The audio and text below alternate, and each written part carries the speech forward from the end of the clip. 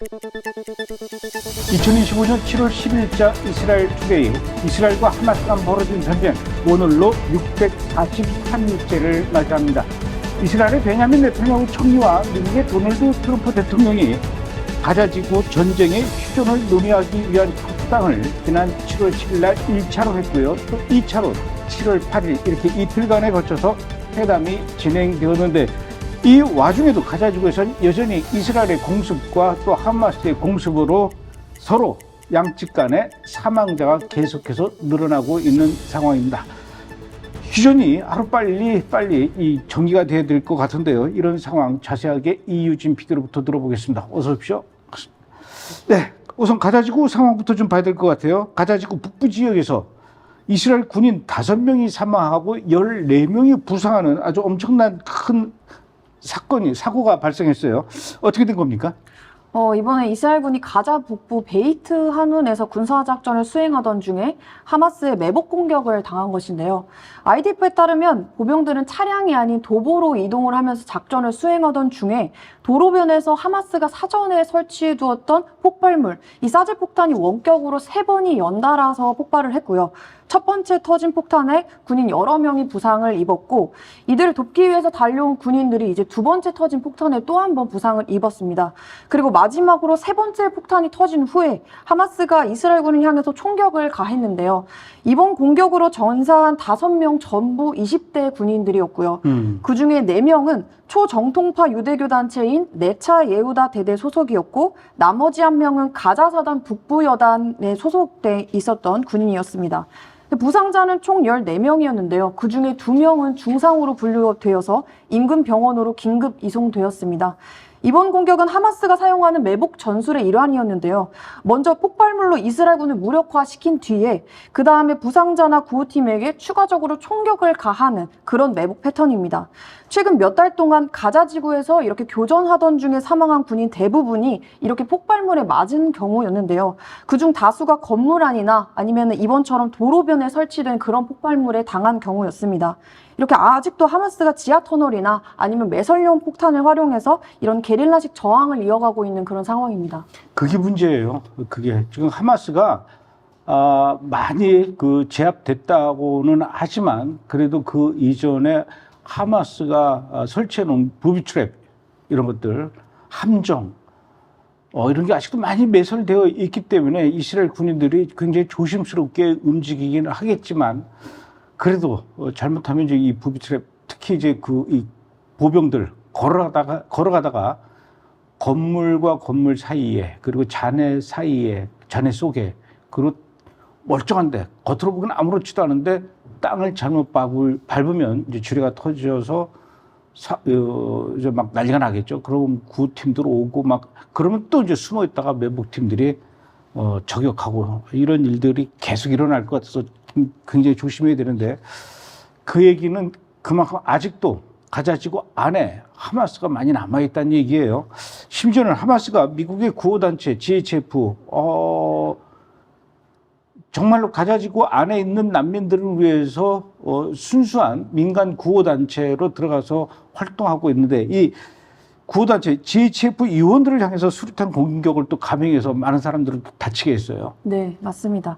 지난 5일에 가자 남북 한 유니스에 있는 이제 GHF 배급소에서 배급을 성공적으로 마무리 단계를 거치고 있던 그 시점에 하마스가 미국인 구호요원 2명을 향해서 수류탄을 투척했습니다.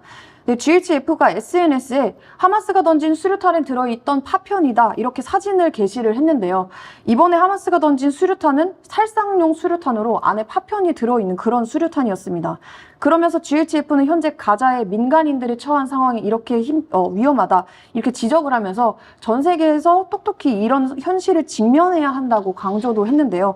그나마 다행인 건 이번 해당 테러 공격으로 이제 받았던 미국인 요원 2명 모두 생명에 지장은 없고 현재 안정적인 상태로 치료를 받고 있다고 하고요.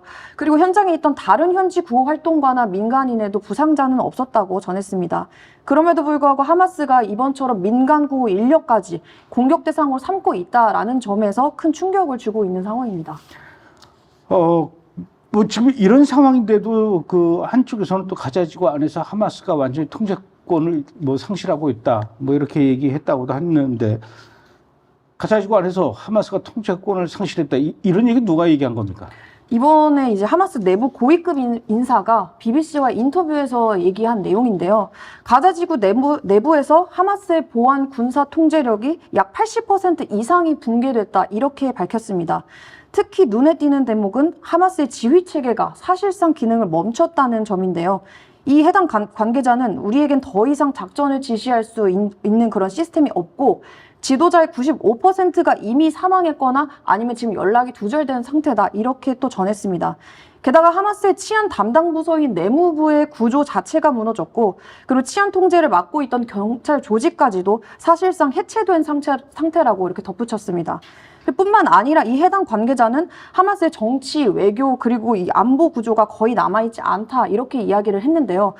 일부 언론은 이 해당 관계자의 말에 대해서 국제사회의 연민을 이끌어내려는 하마스의 일종의 무슨 행동이다, 계략이다 이렇게 평가를 하고 있습니다. 일단 믿어서는 안 됩니다. 뭐라고 얘기를 해도 절대로 그 말에 믿어서 그 말을 중요한 정보로 삼고 뭐 작전을 짠다든가 그럼 큰일 납니다.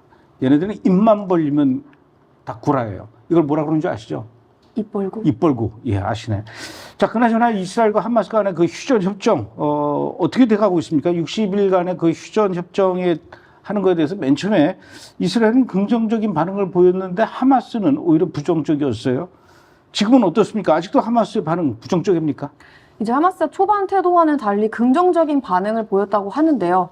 하지만 미국이 제안한 그 60일 휴전안을 그대로 수용하지는 않았고 일부 조건을 수정해서 중재국인 카타르와 이집트에게 다시 제안을 전달했다고 합니다. 이제 그 제안은 구체적으로는 첫 번째는 가자 인도주의 재단 GHF의 활동을 즉각 중단하고 유엔 주도의 인도주의 지원 체계로 다시 돌아와서 그 체계를 유지하는 것. 이게 첫 번째였고요. 그리고 두 번째는 지난 3월 초에 휴전이 깨지기 전의 시점으로 이스라엘군이 다시 가자 전역에서 완전히 철수하는 것. 이게 두 번째 조건이었고 그리고 마지막 세 번째가 휴전 이후 재충돌 방지를 위한 국제적 안전 장치를 요구한 것이었습니다. 이 세 가지가 핵심 조건으로 포함된 그 수정안이었는데요. 이에 대해서 네타냐후 총리는 하마스의 요구는 수용이 불가하다 이런 입장을 내비치고 있는 상황이고요. 그러면서 모든 이스라엘 인질 귀환이 이루어지고 그리고 하마스가 완전히 파괴되기 전에는 전쟁을 끝내지 않을 것이다 이렇게 입장을 밝혔습니다. 트럼프 대통령은 이번 주 안에 휴전 합의가 이뤄지길 기대한다라고 하긴 했지만 아직까지 양측 간에 여전히 조율이 필요한 부분들이 남아있는 상황입니다.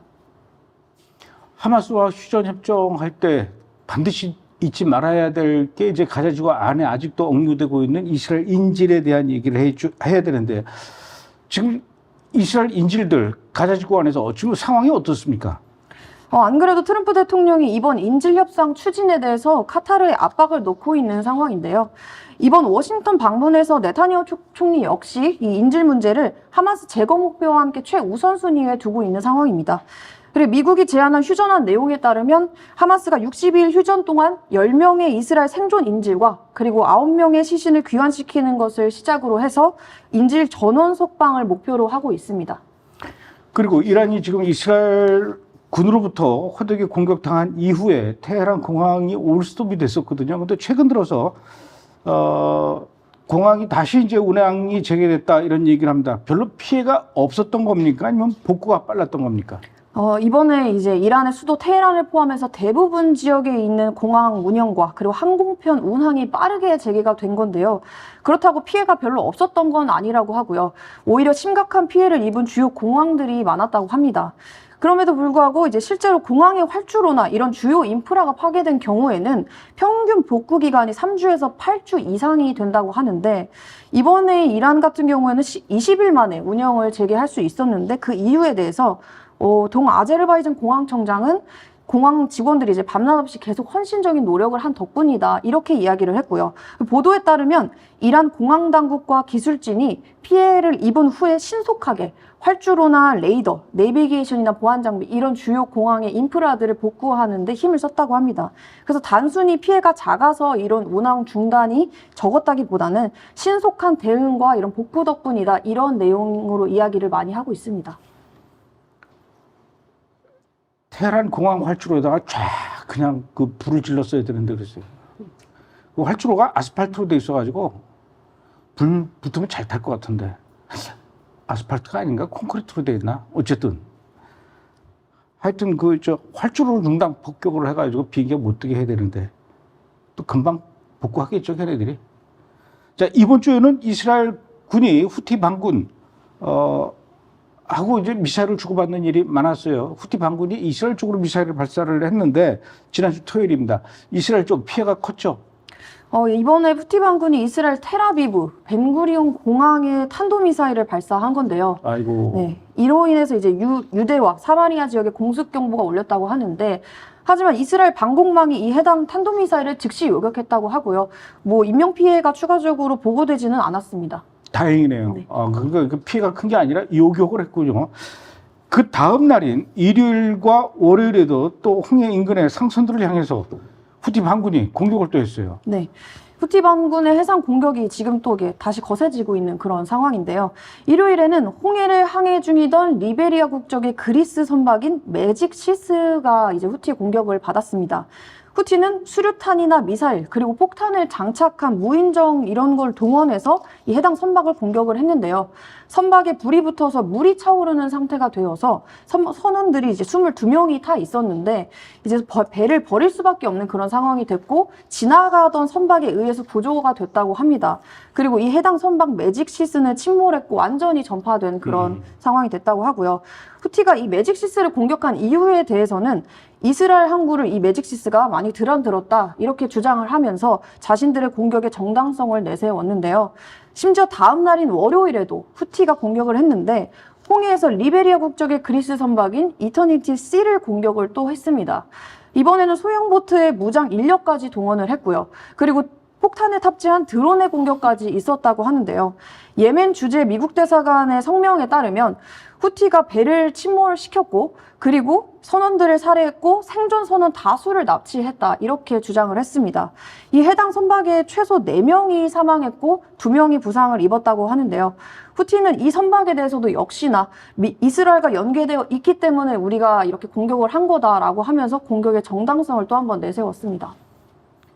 결국은 이제 이스라엘 공군이 후티까지 날아가서 또 보복 공격을 했어요. 좀 후티 이번에 좀 이스라엘 공군한테 혼났습니까?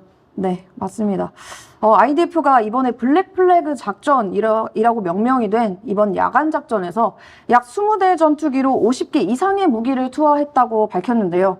IDF가 발표한 내용에 따르면 이스라엘군은 보복 공격으로 먼저 후티가 일전에 납포했었던 갤럭시 리더호를 표적으로 삼았습니다. 이 갤럭시 리더호는 후티가 2023년 11월에 납포한 선박인데 지금은 무기를 이전하는 용도로 계속해서 사용해 왔었다고 합니다.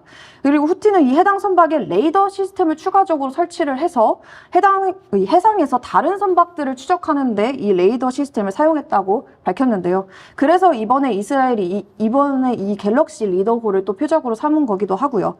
IDF는 이 외에도 후티가 장악하고 있는 주요 항구들, 호데이다나 라스 이사항, 그리고 살리프 항구와 그리고 라스 카나티브 발전소까지 겨냥해서 이번에 집중적으로 폭격을 했다고 합니다.